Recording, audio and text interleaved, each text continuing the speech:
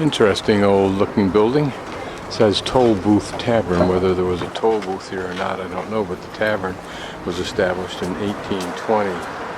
And it says there on the sign, Old Toll Booth Wind. And here on the other side of the street is what I'm looking for. Right to the left of this church as he described it.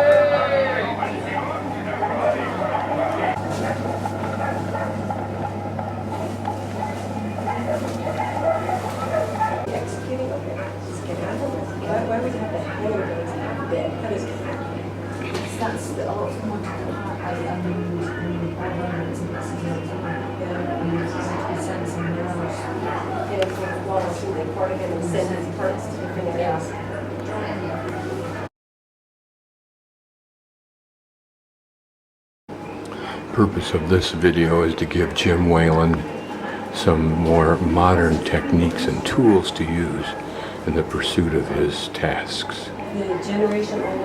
This device here was used for catching fleeing subjects.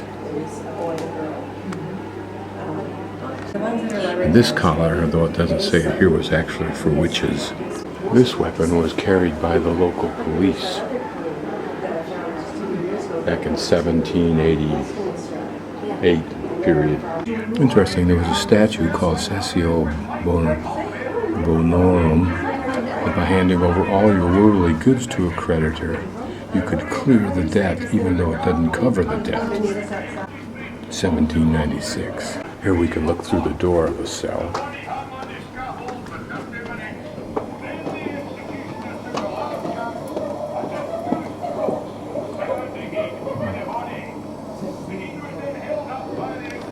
The silversmith's tools and his little workbench. It had drawers that held more tools. Here the cabinet maker. I wonder what that little tool's for over there. Some of these are quite familiar to us, at least in another form. This is a diorama of cooperage, or a cooper's shop and tools.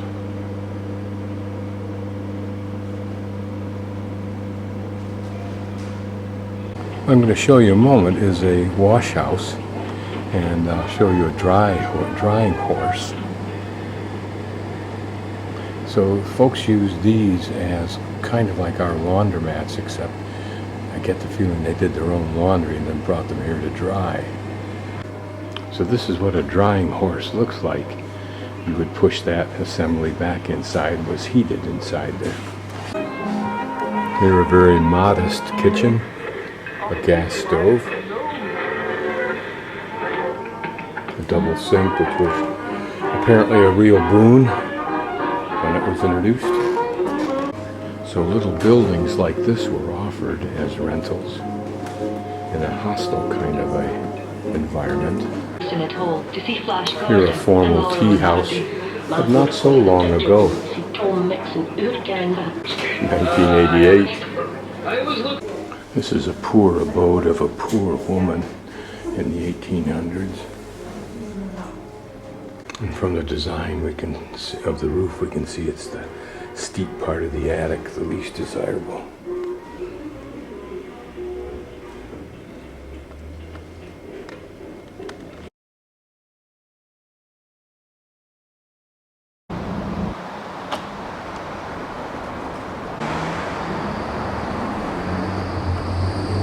Just to connect that last clip, this relief in brass of Robert Louis Stevenson.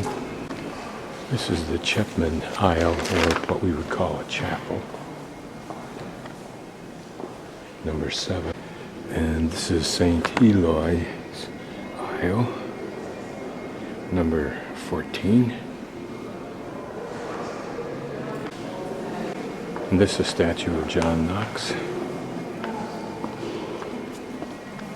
Okay, by pressing the button I just found out about, we can see the innards of this organ, which, while understanding nothing, can be at least impressed by the complexity.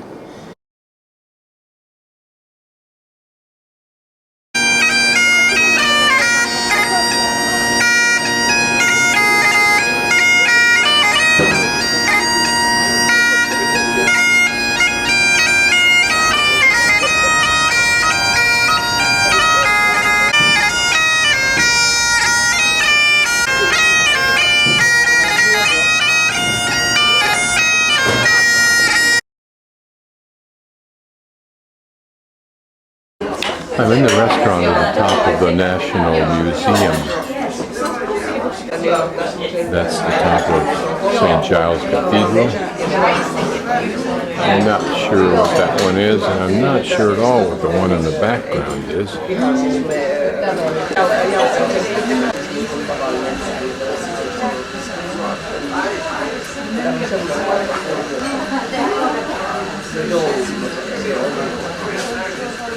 And then panning further left in my view is the castle.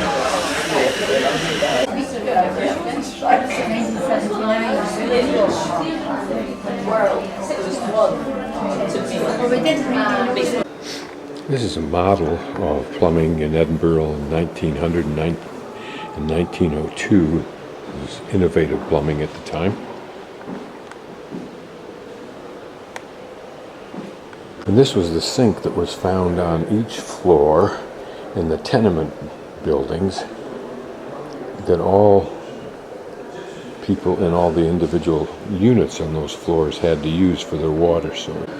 Here's an irony. This is a policeman's clacker or rattle, and it's the same kind of thing that kids get as toys, particularly at Halloween or for celebrations in general.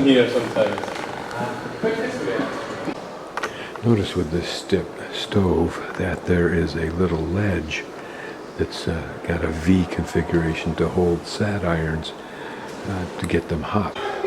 The object of this device was to roll that ring along the ground as fast as possible, holding onto the handle wand, if you will, which was attached to the ring, or at least encircled the ring.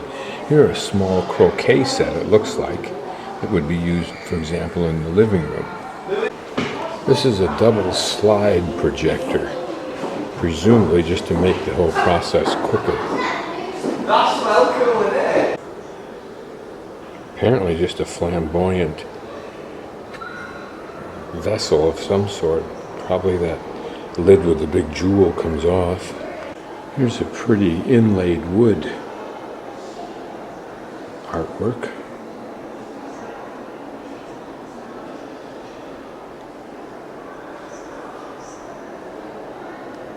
Some old cast iron shops sign. This is a silk fire screen. I forget what you call it when you darn in, I think it is, or sew in those patterns. Here's some kind of big still. We'll get more information when I walk down to that floor level.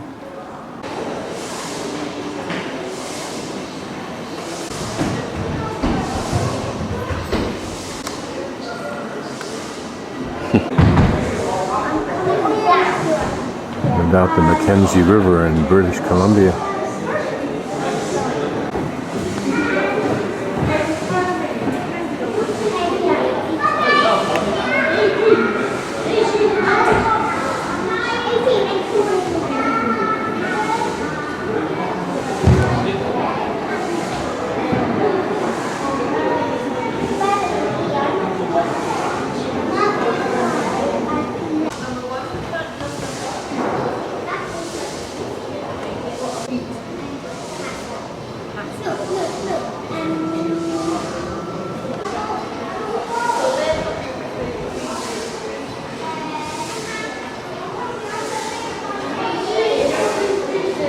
It's interesting when you look at this kind of a model, it almost seems like it's too top heavy, so there must be considerable ballast in the bottom.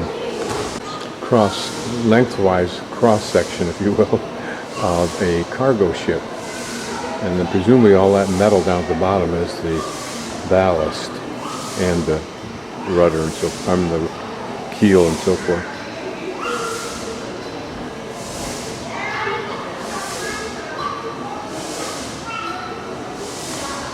So what we have here is a full-size version of what were many in the distillery here at Dufftown, Banffshire. And it's a copper whiskey still. This is a nice display because it shows a typical boat works in the process of building a ship. Probably over here were saws that would mill down those logs into the size and shape they needed. Here a lighthouse, but I don't understand what this other device is to the left here, which looks like a lot like what I saw yesterday when I went down to Granton. The one that we just saw was built by Robert Stevenson, I think the father or grandfather of MUS Stevenson. This is supposed to show the interlocking design of the various layers of the construction.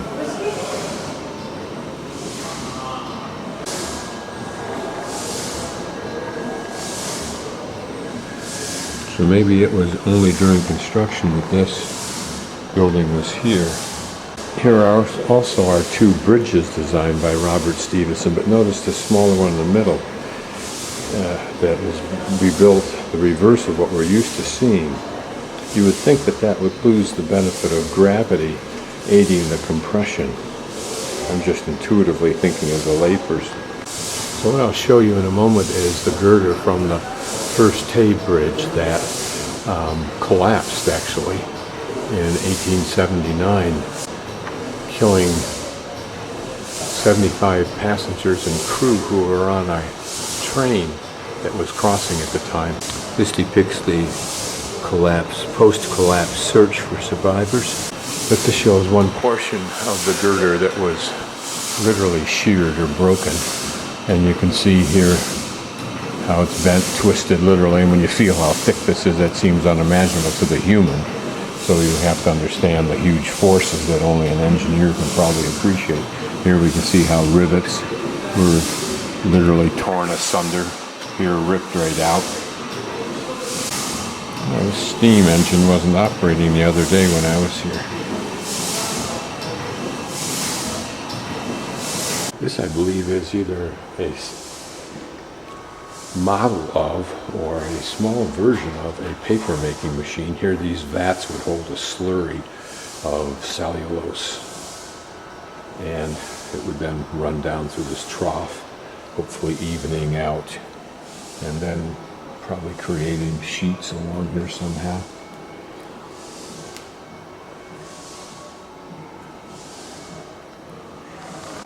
Even today we take for granted how things like paper are made, just assuming it to be a ubiquitous product of our existence like air. So maybe just a tool and die machine, I have no idea, but just look at the massiveness of those gears, which of course aren't as massive as gears could be, but and imagine the technology, the mathematics that are involved in this design, whatever it is.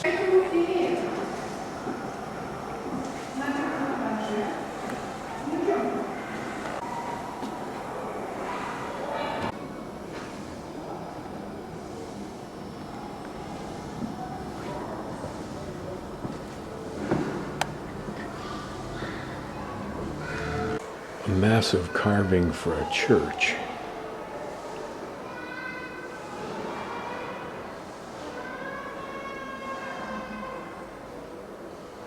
Imagine the time and effort that went into this.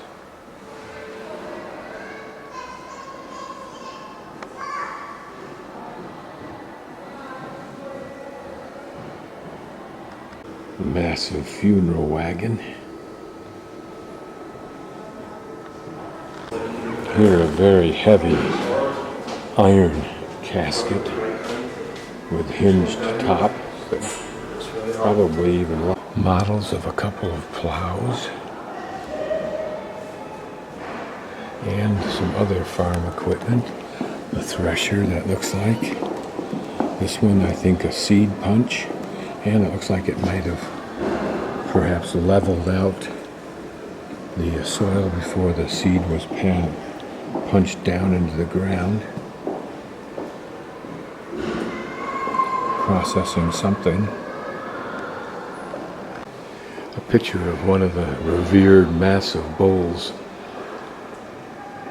that prompted the British to buy the huge ranches in Wyoming in the 1900s. Early golf clubs and golf balls, but look at how irregular they are if you look at them closely. This is a carrying chair that the wealthy would transport in comfort. As Grandma used to say, isn't that a caution? This is interesting. It looks like a model of a large coal mining chainsaw device that was so big that it actually rolled on its own 4 wheels. Here was the wicked job of the early miners, lying on this bench, if you will, or this backrest, and then hammering at the seam with that pick. Boy, that would make you tough. I mean, as you died of black lung disease.